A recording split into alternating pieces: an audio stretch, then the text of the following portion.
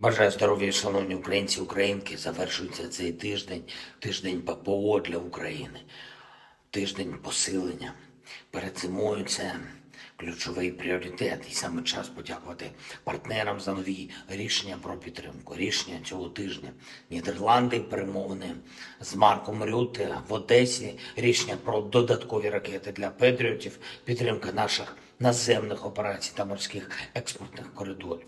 Є й оборонний пакет, про який було оголошено на Рамштайні. Дуже дякую.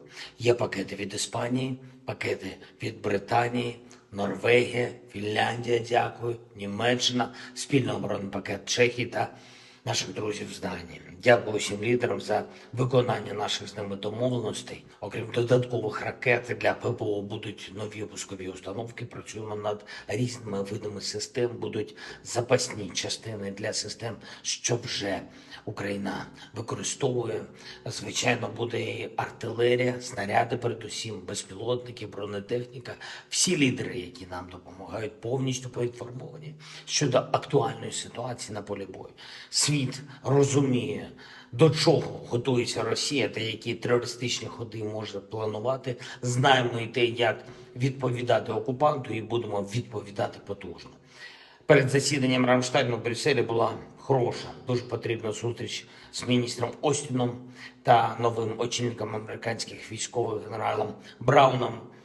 Чітке підтвердження підтримки України, чітка готовність разом посилювати наші дії та продовжувати тиснути на окупанта і восени, і взимку. І, до речі, Сполучені Штати на Рамштайні оголосили про своє співголовування в коаліції F-16 разом з Нідерландами і Данією. Важливе рішення. Дуже дякую. Відмінні переговори відбулись з урядом Бельгії. Ми вдячні за приєднання Бельгії до нашої коаліції F-16, за лідерство у використанні заморожених російських активів. Це дійсно потрібний крок. Саме Бельгія стала першою країною, яка направить Україні кошти, що згенеровані російськими активами. Ми працюємо з іншими країнами ЄС, всього світу, щоб вони використовували кошти агресора саме так, як це буде справедливо, на захист від агресії. Окремо я хочу відзначити конференцію в Хорватії, яка відбулася цього тижня щодо гуманітарного розмінування.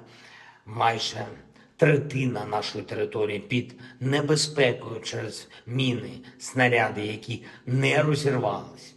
Очевидно, що потрібна глобальна підтримка очищенню нашої землі від російських мін. І зараз в Хорватії були учасники конференції. І саме щодо цієї проблеми понад 40 країн та міжнародних організацій є нові рішення про підтримку в розмінуванні. Я дякую кожній країні, яка долучилась. У час, коли терор розповзається світом, важливо, щоб світ давав максимально однозначний сигнал, що захист від терору ніде не ослабне. Звичайно, наші воїни на всіх напрямках, де зараз особливо гаряче, Авдіївка, Мар'їнка, ключові точки Донеччини, Кліщіївка, Курдюмівка, Андріївка, Старомайорське, звичайно, Куп'янський напрямок, Запорізька область, Оріхів, Роботине, Вербове, Новопрокопівка. Дякую всім, хто тримає позиції, знищує російські війська. Кожен день цих битв – це життя.